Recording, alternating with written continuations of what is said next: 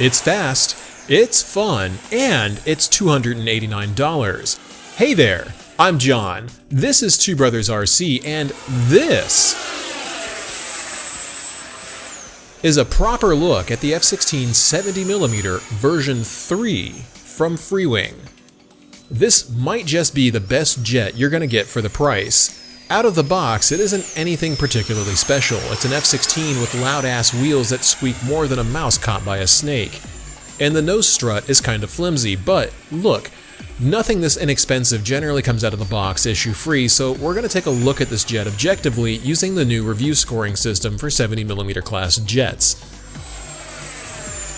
Starting with the landing gear, the F-16 has significant room for improvement. The nose strut is wobbly as all hell, but the suspension system mostly makes up for it. But it's still a jet though, so don't go around trying to Navy land it like Kieran did a couple of years ago.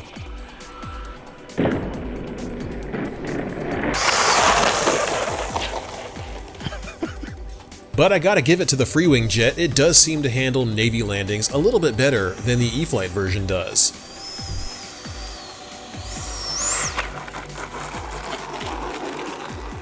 What I dislike most about this jet is the squeaky set of wheels that just sound awful on the ground.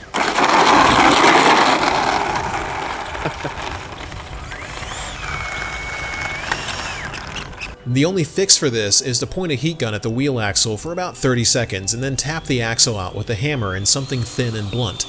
Then grease the axles and then they'll stop screeching every time that you land, or you can listen to this every time you fly. Your call. Can you get 5 or more minutes of flight? Sure, but I don't think it's going to be the kind of flying that I want to perform. With SMC 3600 high voltage batteries and very aggressive flying, I was averaging 4-minute flight times. I think it's entirely possible to get 5 minutes of flight by not pegging the throttle as much as I did to do backflips and other 3D style maneuvers, so the F-16 gets a 5 out of 5 here.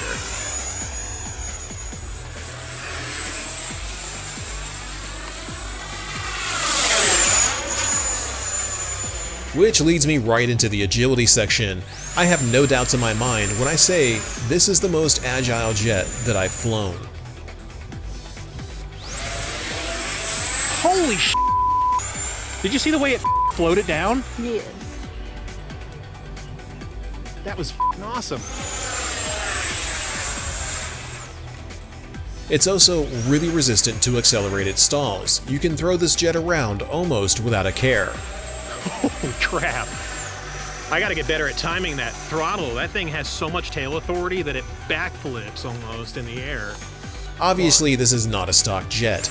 Nothing Freewing makes can really do what I want it to do without some work. But all you need here is a pair of AGFRC servos conveniently linked in the description below for $20 and a Spectrum 8360T receiver. Then all you need to do is follow the F-16 80mm setup guide that I made a while back. That's also in the description too, so you can get gyro stabilized differential stabilators. Fine, I'll say it, ailerons, which keeps the jet stable in both roll and pitch. Observe. So for how I like to fly and how I've got my center of gravity set up, this is what works for me. This is what I prefer. I also like my gyro to do a lot of the work for me because at this center of gravity, without a gyro, the jet is damn near uncontrollable. So let's show you what that looks like right now. Freewing recommends that you balance right here at this screw, basically, in this ballpark. Pretty sure we're balancing right here, so I'm gonna put my fingers there. Yeah, I got it right there. That little circular oval thing. Now, let me throttle up the jet real quick and show you why this thing's flying so good. See the stabs doing their thing right now? Okay, this is less pronounced as I throttle up. So when I throttle all the way up to full, the stabs don't move as much. When I throttle back, they move a bit more. When I have the flaps dropped and a little bit of throttle, they are doing a buttload of work to keep the jet stabilized. But otherwise, they do assist with roll just a little bit, but it's mostly the gyro helping keep this plane stable. The further back you go in your center of gravity, the more necessary a gyro becomes. At this center of gravity, if I don't have this on here, it is a super handful and it's not fun to fly. Look at the stab throws that we get on this thing. Let's pull the gear up.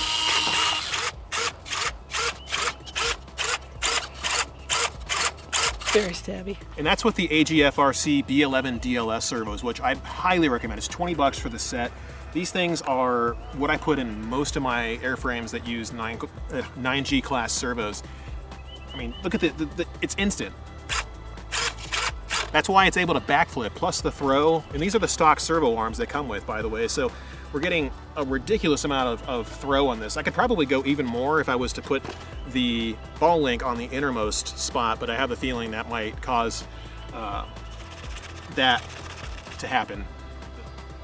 This is not a flex jet, so I'm not going to be out here doing rolling Harrier passes with it, but for a scale model of an F-16, damn. This really checks all of my boxes for agility and then some. It does everything that you can reasonably expect out of a jet, and the post-stall flying and recovery is just ridiculous. $20 in an 8-channel receiver is a solid investment into this jet, and it's going to be the most fun you'll have at this price point.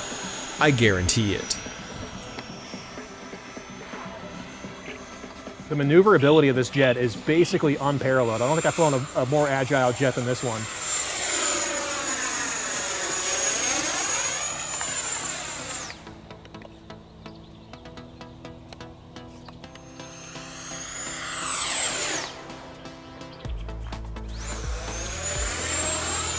The way it just stopped in midair, for a moment there I thought it was going to crash, but it didn't. That is how good this jet is.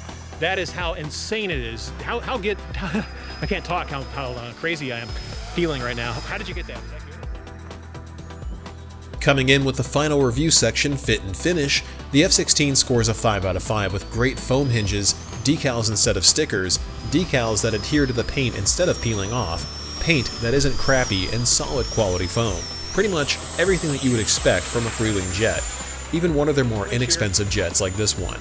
A bonus at this price point is getting full flying stabilators, which is something you never really see much, if at all, in single 70mm jets, especially at this price point.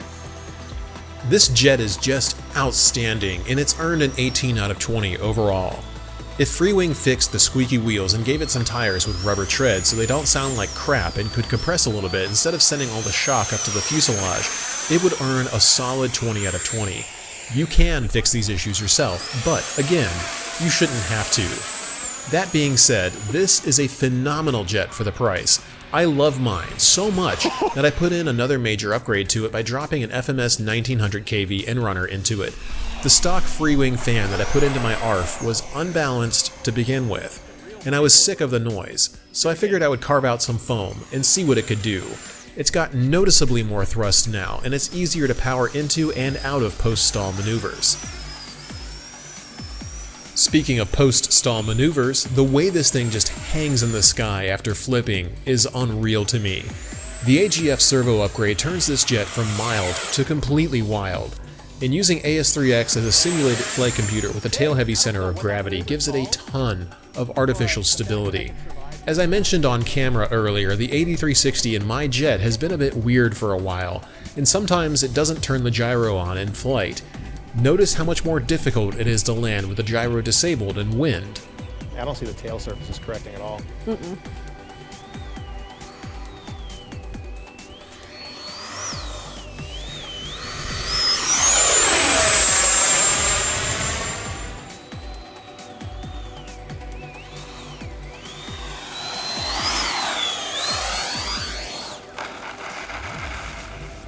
Versus what it's like when the gyro is enabled and working correctly.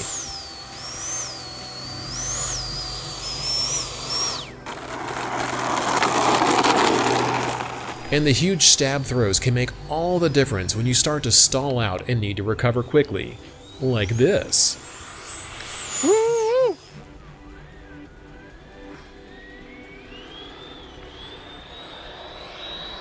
Nice save. I stalled her.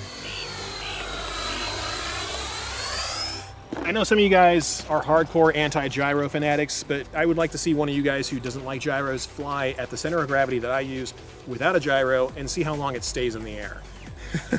Because it takes a lot of work. But for those of you guys who think flying with a gyro makes it a crutch, Trust me, it's not. It just helps stabilize the plane. That's all it's for. At least the way I've got it set up. I don't have it flying it for me. I have it making it flyable. That's a vast difference. And even if it was making it flyable for me to the point where I needed it to fly, so what? Be happy that other people are able to fly and enjoy themselves. Don't be that guy that nobody wants to be around just because you're like, hey, you think you're fan of the gyro, man. Get some friends and enjoy being around people who enjoy what you enjoy. And don't be that kind of guy that makes people turn away from the hobby. There's too small of a hobby to be that kind of person to other people in it. Hey, thanks for watching. If you want your own F-16, hit up Motion RC to pick up one of these jets for yourself, or if you're in Europe, get one from Turbines RC. Both links are in the description. I'll see you guys at Joe Nall 2024 from Friday to Sunday. First 30 people to meet me get a free sticker from Two Brothers Radio Control. See you guys soon.